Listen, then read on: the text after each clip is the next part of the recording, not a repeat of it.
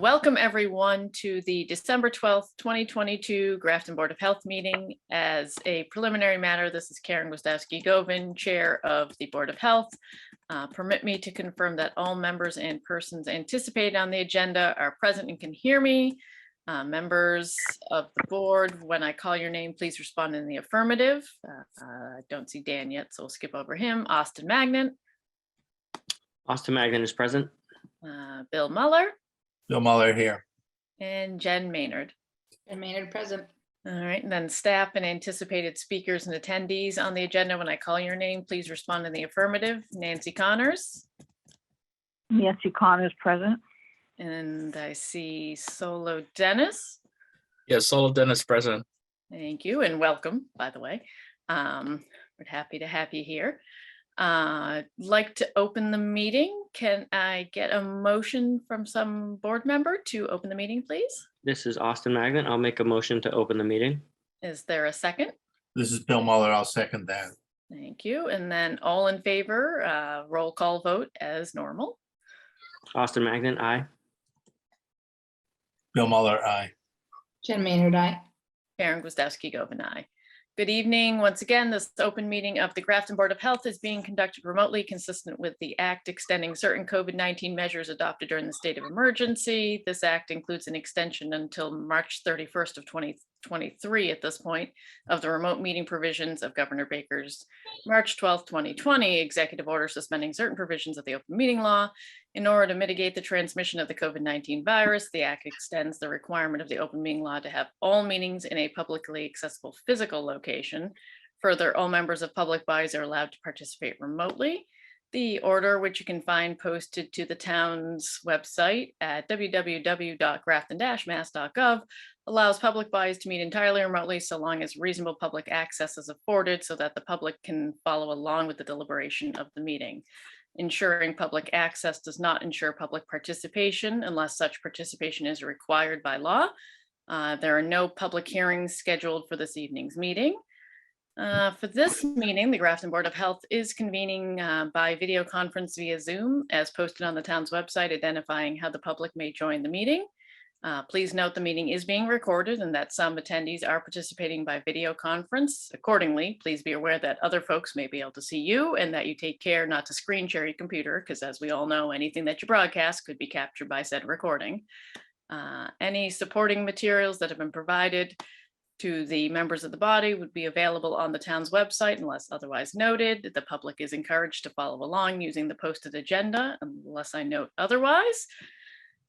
Before we turn to the first item on the agenda, let me just cover a few basic ground rules for effective and clear conduct of our business and to ensure accurate meeting minutes. I'll introduce any speakers on the agenda for a topic.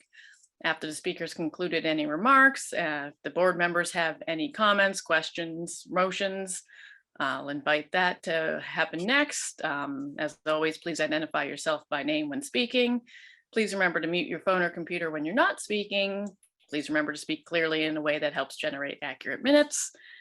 For any response, please wait until I yield the floor to you and then state your name before speaking. And finally, any votes on any motions that may be made during this meeting will be conducted by roll call vote. All righty, so let's see. Oh, looks like Mike is here. Let me just promote Micah. Let's see. All right. Hi, Micah. Hello. Hello. Thanks for joining us. You just missed you might have caught the tail end of my spiel. Yeah, I was having a little trouble logging in, so I'm here. We're happy to have you here. Okay, thank you. Let's see. All right. So first topic on the agenda is an update from the Alliance. So if there's any topics to cover besides, obviously, Mike, I think this might be your first meeting joining us. I mean, I know you've been doing a bunch of work, obviously, in town for a long time now, but for your first meeting with us, and then, of course, obviously wanting to welcome Solo Dennis to the Alliance and to the first Grafton Board of Health meeting. So if you want to, each of you even want to just give a quick little background on what your roles are, et cetera. I mean, we know, but in case, someone from the public's following along, that way at least they have a little better idea. So we don't just assume everyone knows like we do. Sure. So yeah, definitely the biggest announcement is, well, two biggest announcements would be the resignation of Julie. She will be missed. And then we've also got the start of Mr. Solo Dennis. So we're excited to see him here. I think he'll be out and about in all the communities. So we're looking forward to that. So yeah, my background, I've been a health inspector for about 5 years. I've been with the Alliance for about 2.5.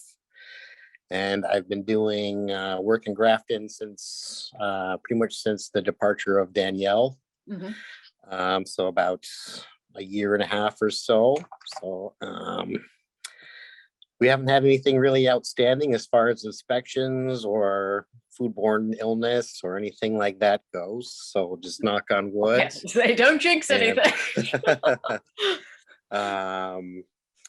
But yeah, I really enjoy working in Grafton, and I'm just trying to kind of stay on top of things until we start putting this office kind of back together. So if you have any questions for me, feel free to ask. All right.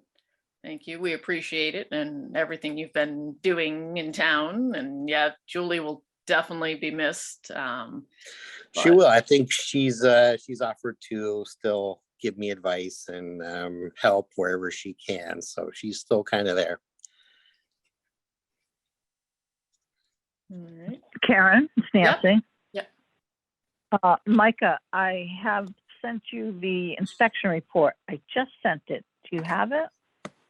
Let me take a look here. I do have it. Okay. Let me just open that up. Yeah, I'm just pulling it up now. Okay.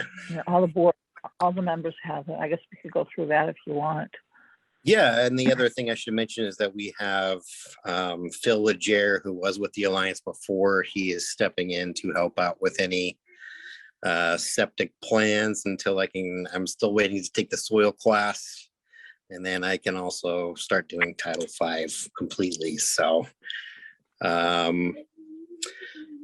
yeah, we've done about, looks like 7 food inspections. Only one septic inspection, and then just a couple new systems. Seems like it's slowing down now that the ground's starting to freeze up. So We did 39 plan. That subdivision. 39 that's plan coming reviews. in? Yep. That's Yeah, the Julie subdivision. squeezed Yep. that in before she left. Yep. That was a big chunk of work. Yep. It was, yeah.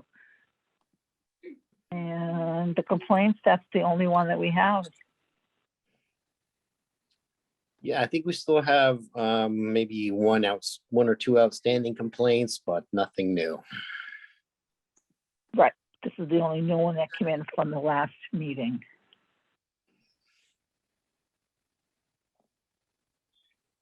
Which is not a bad thing. And for this No. one, unfortunately, we're just trying to connect the tenant to heating oil assistance until they can figure something else out. So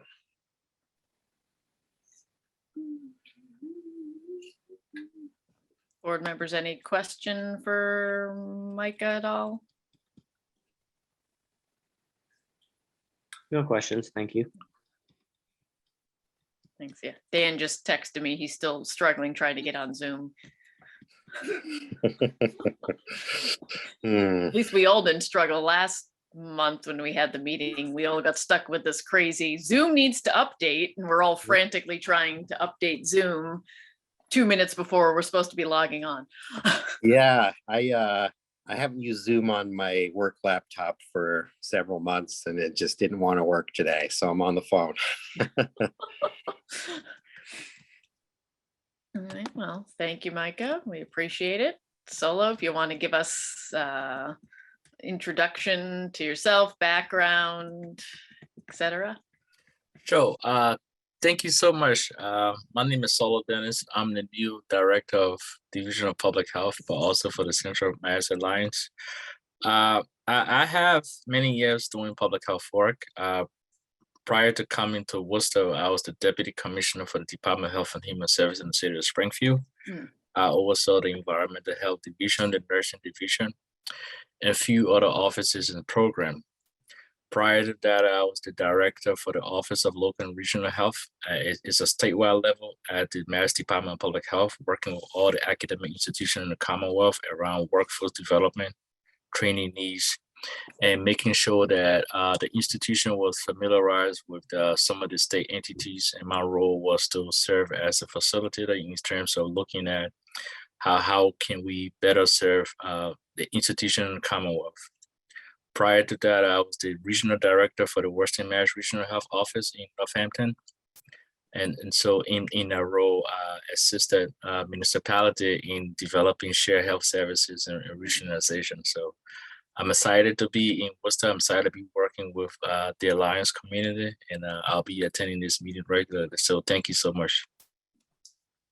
Well, welcome again. We're excited to have you on board and looking forward to seeing you more. Board members, questions, comments? Just welcome. Very impressive resume. Yeah. To have your Thank you. board. Thank you. All right. If there's nothing else from an Alliance update, although I will say, Mike, I did think I was seeing things when you mentioned Phil. I had saw some email and it's like, Phil? Like Phil? It sounds like he's still working for pretty much half of Massachusetts, so he's doing a lot of stuff. I Still. wish I could say that surprises me that he actually, relaxed and is enjoying, we'll call retirement, but on the other hand, it doesn't surprise me. Nope, he's still going. I know plenty of people like that, including a lot of family members. So, can't say it surprises me that he's still plugging along and doing all sorts of stuff. So we're happy he's back, as I'm sure you are too. All right. Next topic on the agenda is COVID-19 cases, vaccines, and mitigation efforts. So my colleague, Ms. Emilia, I think she's logging in, Okay. and she will provide an update. Hey, I think I just got on as well, Karen. Hey, Dan. By phone, I tried 3 other devices. And I couldn't get on. It was a sign, Dan. It was telling Yeah, you to- I guess so. It's been kind of like that all day. So that's the Yeah. third thing, though. Yeah, so we have, just so you're aware, Dan, so Mike is on, and then Solo Dennis, who's the new director, he has joined us also. Oh, great. Great. So- Welcome, you guys. Thank you. Looking forward to working with you as well. All right, well, let's see, while we wait for Amelia, I'll go through at least kind of the basics in terms of the case count and all of that usual stuff that we touch on our regular basis. So as of December 9th, which was the last weekly report, Grafton had been informed of total of 3,985 confirmed positive COVID-19 cases since case tracking started, what feels so long ago now, in early 2020. And, as we're all aware, after all of this, there's obviously a high likelihood that there's many more cases that are actually happening in the community, but people aren't notifying healthcare professionals or the Board of Health or state or anyone when they're testing positive at home. So, if we're seeing 14 cases in a week, most likely it's not just 14 cases, especially now that we're post Thanksgiving with all the gatherings that happened. And then we're coming into the holidays from various holidays over the next few weeks. So obviously we're still dealing with the latest Omicron variant. We've got the new XBB, BA.5, BA.5.1, I think. I swear it's like we have a game of Scrabble when we're talking about the variants each week and each month, it seems. And so we continue, to recommend, especially now that we're in the colder winter months, not only because of COVID, that is still obviously with us, but flu is definitely at a very high level right now, along with RSV. And then I've also heard there's some other stuff that's going around that people are testing negative for COVID, they're testing negative for flu, they're testing negative for RSV. So it's something, either it's COVID that has a high enough level for them to pop positive on COVID, or it could be just the common cold, who knows? But there's a bunch of people that I know personally that are sick. I know we just heard that I think the high school had a good 150 some odd kids out on like a given day. So there's definitely a lot going around. So all that being said, folks should really try to take precautions, especially as we're coming into these holidays with all sorts of gatherings, knowing that when you're gathering, you probably are gathering with some folks that are at a higher risk level, whether it be elderly or immunocompromised or they're really young. So just taking precautions, whether it be, ideally wearing masks when you're in an indoor environment, especially a crowded indoor environment, and then all the other precautions that, we've been hearing now for some years, to make sure that, you're doing the best possible protection for yourself and your loved ones. Obviously, vaccines are still out there. There's the flu vaccines, there's the COVID original vaccines, and then there's obviously the newer boosters that you can get. So anyone who hasn't been vaccinated, hasn't had a booster, that's eligible, if it's time for, say, a booster, for example, should strongly think about going out there and getting it, so that way as much protection as possible. Besides that, that's really kind of what I would consider status quo for where we stand right now with the COVID, along with flu and RSV, and then the other viruses, et cetera, that seem to be floating around. Micah, Solo, anyone else, any of the board members, comments, questions, anything additional? Hey, I think- Karen, can you hear me? Oop. Karen, can you hear me? Oh, yep, now. Sorry, I got a hybrid thing going here. I got There you go. visual and a phone. Who knows? You know how high tech I am. Anyway, but has anyone heard? I know it was just today. Can we just find out from the nurses maybe, or what the school bump was? You think it was probably flu, but Well, it would anyway. depend, the hard part is, unless a bunch of folks test, are you gonna really know what it is? Right. It's like a probably, lot if of I had to answers. guess, given the high school population, it's probably not a ton of RSV. It could be some RSV, but probably flu or COVID, if I had to guess, without having any actual data other than the total number. But just thinking about the general population age range of the different viruses, depending on, there's also the case of like different people stay out for different levels of illness. Right. In terms of, someone might be kept home because they have sniffles. And I'm not saying there's anything wrong with that. Whereas others, the parents, et cetera, might not necessarily keep them home until they have a fever and, fatigue, et cetera, or a cough. So you don't And there was a know. little bad, and there was a little bad weather today. I don't think there was a delay of classes. No, I don't think Grafton had a delay, no. But I suppose we'll get a feel for it over the next few days to see if they continue to stay or if they bounce back in a day or two, so just curious. And then I think Solo, you were gonna chime in. I was about to say, Karen, you cover the whole gamut of COVID, flu, and RSV. So thank you. I don't know why Amelia, I think she having trouble logging in. So I try to, I don't have my work phone today. So Just look, yeah, I don't see her on there.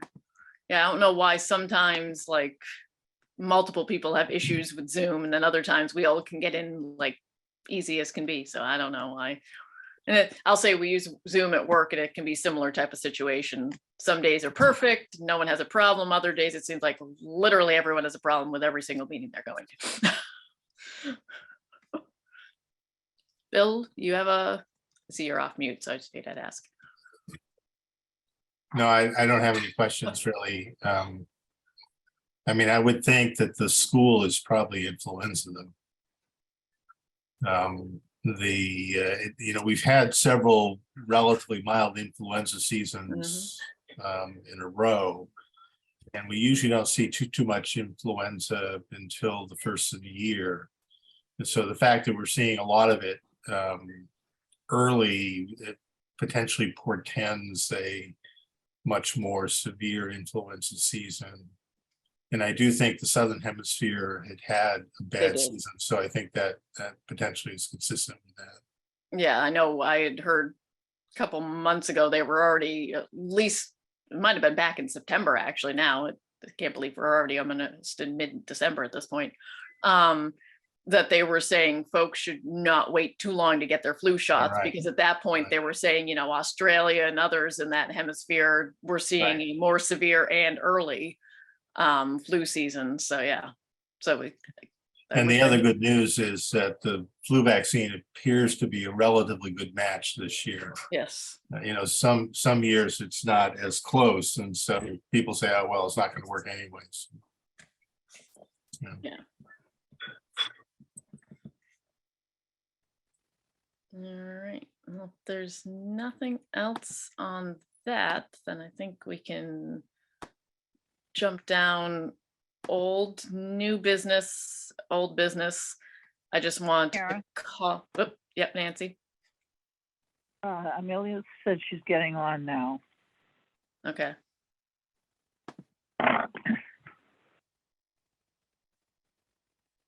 Well, I was just gonna jump in old new business. I was just gonna quickly touch on permits. That won't take very long. Just permit status while she logs on. Yeah. Food permits were due today. Mhm. 3 emails have gone out to the establishments and we still are missing quite a bit. So what usually happens is anything after the due date, which will be tomorrow and on, is a $100 non-compliance fee. And if we don't have anything by 12/31, they cannot open on 1/1/23.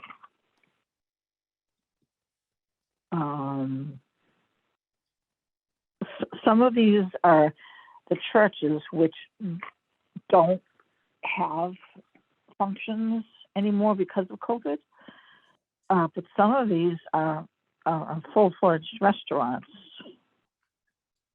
I'm not sure if the past 2 years, I did not really implement the late fee because of COVID and everyone was having hard times, but everybody knows this has been going on for years.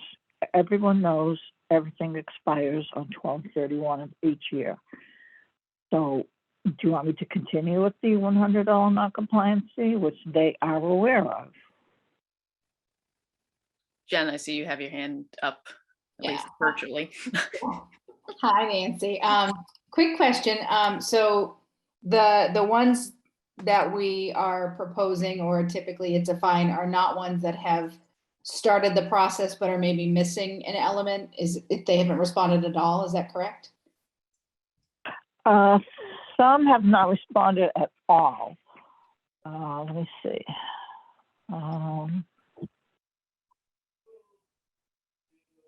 Actually, the ones that are left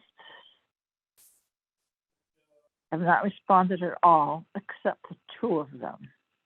They're missing major one is missing 3 major pieces. And when we respond to That- them, do we tell them like what is missing from their application, or we wait for them to kind of circle back? Oh, no, they know, they've been in, they're missing something for the fire department. They're missing something for the selectman's office. And I can't do anything until those 2 offices have what they require. And we don't know if that's even going to happen before the end of this year. Right. And the letters that we send them of reminders, does it include a note about the fee? Oh, yes, I can forward those 2 if you want me to. That's all I've got. Yeah, it's not the first Yeah. time, some of them, No.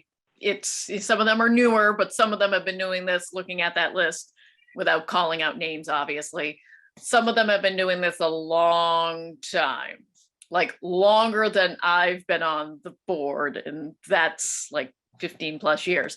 And the rules haven't changed, the dates haven't changed, the fines and stuff haven't changed. So yeah, it's kind of a mixture. Karen, Yeah. this is Bill Muller. I'm struck by some of the people who are on the list of non-compliance, Bushel and Peck, Dunkin' Donuts. These are, first of all, entities that have several other towns that they have, facilities in. And you would think that they'd be pretty well prepared to be compliant. What happens if they don't, if January 1st, you say they can't open, what do you do? Go down and barricade their door, or? That sounds like something for the chairman to do. I don't go out to the facilities. No, Why we have the But I- alliance. yeah, maybe the alliance, solo, that will give you that job there. I can definitely Mike, go make visits before we get to that point and try to nudge people along. If I can get a list of anybody we need to go do that for. But if it comes down to it, Well, Nancy sent out I the can list. definitely go and tell people if I find you open, you're gonna be in big trouble, so. Well, what is the consequence? Do they get, They literally can't. This is not unique to our town. This is obviously something that happens in every town in the Commonwealth, I would think. As far as I'm familiar with other towns, we don't issue a fine until we get to the 31st of December. And then they're still allowed to be open as long as they're kind of making a good faith effort to keep the application process going. I haven't really come across where someone's completely non-compliant, but if that were the case, then it would be something where they would have to come before the board and Right.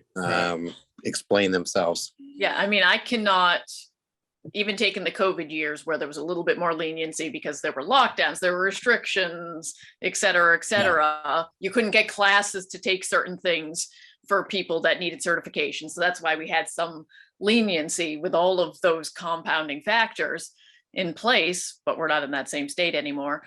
I can't think off the top of my head, and I'm not able to remember back all those years, obviously, with every year where we stood, but I can't remember a time where we ever had a restaurant or a place, that sold food get to the point where they weren't at least doing and making progress. Right. They might be really cutting it close, et cetera, but I cannot honestly think of a time that we had anyone flat out not doing it, which is a good thing on one hand, obviously. Right, because in October, I sent out an email with the links to all the certifications. That was their first reminder. Okay. Get it going because the actual applications are coming out in November. So that was the first one. Then the second email was the actual application. Don't forget, it's due on the 12th with everything that needs to be attached. Then last Wednesday, I sent out a reminder, don't forget, everything is due on the 12th. So today we were like little jumping jacks, up and down, There were a lot that came in today, but we're still missing quite a few. Duncan's, they have a new owner. I don't know if you really know that. Yeah, there's new owners. And the information I have may not be correct, so I've got to check on that one. And do you Sure, send out the yes, penalty by email as well? Excuse me? Would you, I mean, if they did get fined $100, would you be sending that out by email as well? I mean, that sounds like something that should be like a certified letter or something, Well, that would be both, a letter and email. you know? I've worked on this in other towns and they don't all give the courtesy of reminder emails and you're missing this. Usually, you know, we're on the phone like my thing's gonna expire. What do you need? Where's my certificate? So you Yeah, know, it sounds like it's a pretty comprehensive process here, which is nice. well, it sounds like they've become complacent because of the relative non-enforcement over the last 3 years.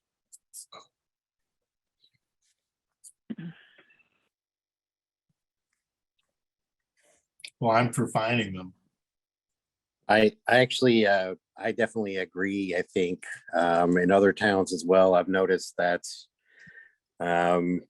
certain few people just push their luck and they have no motivation to do otherwise. So if it gets to that, I'm all for it. And what about the people who are only missing, like, well, not only, but like choke safe, which is very important to have. Have they, because I know we've run into this in past years with, you know, one-off here and there kind of permits and stuff where they literally have everything else. But then they're like, hey, we had choke safe, it's expiring, but we already have people signed up for the class. The class is on date very soon, not months from now, type situation. We've taken those kind of on like a case by case basis when reviewing the permits and stuff. Like there's, Right. hey, the next class is scheduled for X, we're signed up for it. We just, you know, oops, we couldn't get a class at the right time frame versus we're ignoring the fact that we need choke safe. We let it lapse. You had to remind us that we needed it even after we submitted it and your other reminders. It's kind of two different scenarios that we've seen in the past. Dan, I Right. think So I saw I've your got hand up. one. Oops, sorry. That's all right. This is Dan. Yeah, seems to me if someone is missing one item on the list, that we should contact them and give them a few days, maybe until the end of the week or something to that effect, to come up with a reasonable plan. But Micah, you probably have a tremendous amount on your plate. I don't know that you have time. Nancy's busy too, or would you have time if Nancy could give you it might be what, 3 or 4 out of the 10 or something that are on the fence, to contact them personally, contact the owner or the manager and see if they can wrap it up. Yeah, I think it Well, doesn't take long to do that. And I could also combine it if they're due for an inspection or something like that. So we definitely will push as hard as we can with as much time as we can to get them to get it all together. I think the only alternative to that I would add is, one, the responsibility lies with them to know when their certificates expire, inclusive of all the requirements that they need to satisfy that. I don't know that it leaves us with some exposure if we say, okay, here we go, we're gonna, because we can't approve the certificate without the chokes, without that element. So, you know, I don't know if that leaves us with some exposure where that's kind of why I asked, you know, have we been in touch with what is missing and had the opportunity for them to sort of respond? So I don't know, given the fact that they have been given all of that information, I don't know that we should treat them any differently at this point. Yeah, I would say if they're late on something, but they can provide definitive proof that they've signed up for the class, like a receipt or something like that. then otherwise they're obviously not doing what they're supposed to be. Okay, so the way that they know they're not missing, that they are missing is something, is if we get it in the mail, or they come in and we look at it, and we, okay, well, where is your choke safe? Oh, well, I have a class coming up. Okay, can I have the proof? Well, I don't have proof. Okay, well, show me anything that shows me you're taking the class. Well, I don't have the confirmation yet.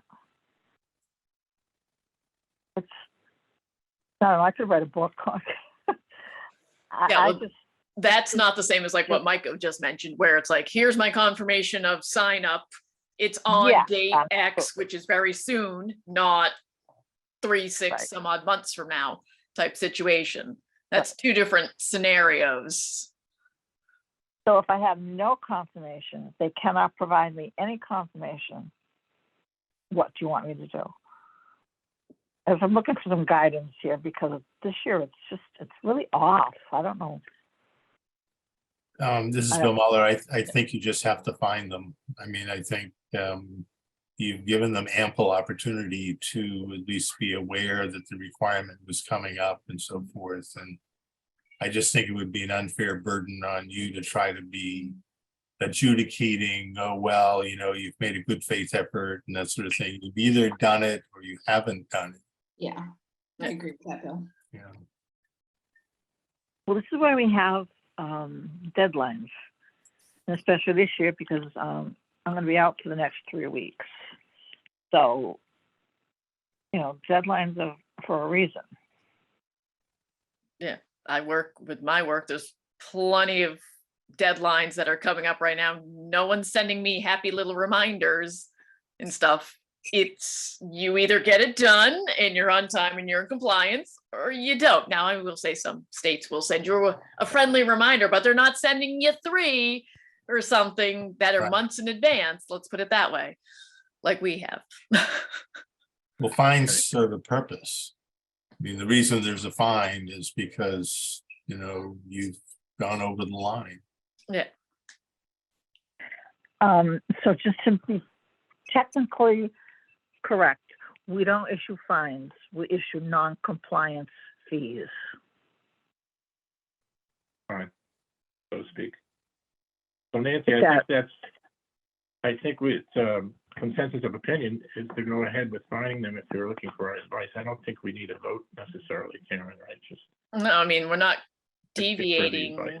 We're not deviating from anything that's standard protocol and practice. So. correct. Okay.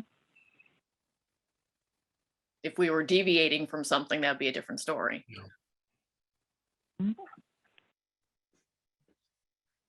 All right. So hopefully- Amelia is not able to get on. She does want to report that they did a COVID clinic at the Grafton Middle School in November, and several flu clinics in the Grafton Public School system. Thank her for that. Sorry for any technical difficulties. That she was one of the unlucky ones with technical difficulties. Right, besides that, I think the only other thing, we already talked RSV and flu and everything. Yeah. No more tick and mosquito season. We were on the fence in the last meeting because we weren't that far into November yet and hadn't had hard frost yet. I think we're kind of out of the woods at this point from a tick and mosquito season for the year. Let's see, other than that, next meeting's January 9th of 2023, February 6th, and March 6th. And the next 3. Dan? I just had one other thought. I don't know if you mentioned it before, but regarding the permits, is Micah going to be able to sign for us? Or should we try to get an emergency meeting to sign a bunch of permits? Micah has been coming in and signing them. Thank you. Thanks, Micah. Yes. There was some that came in when Julie was still here, so she signed off on a few. And now we have Okay. Micah coming in. Yeah, Thank and you. Micah, obviously, if it gets overwhelming, because I'm sure it's, a little crazy right now, let us know. We can always, as long as the permits are ready, we can always, as board members, we've done this in the past a while back, like pop in and do our signatures and stuff if need be. Yeah, Nancy's got a pretty good system in place. And she can also just email them to me. She's got my digital signature, so if I do need help, we can ask for sure. We don't want to be the extra burden just for permit signing of all things. And we want to meet our deadline. Yeah. Absolutely. All right. Well, if there's nothing else, is there a motion to close? Dan? This is Dan. I'd like to make a motion to close this meeting and wish everyone a happy holidays, Merry Christmas. Enjoy the Patriots game. All Is there a second? This is Bill Muller. I'll second that. All right, roll call vote, everyone, board members. Austin Magnan, Dan aye. Finn- Bill Muller, Dan aye. Finn, aye. Maynard, I. Karen Gwiazdowski, Govan, aye.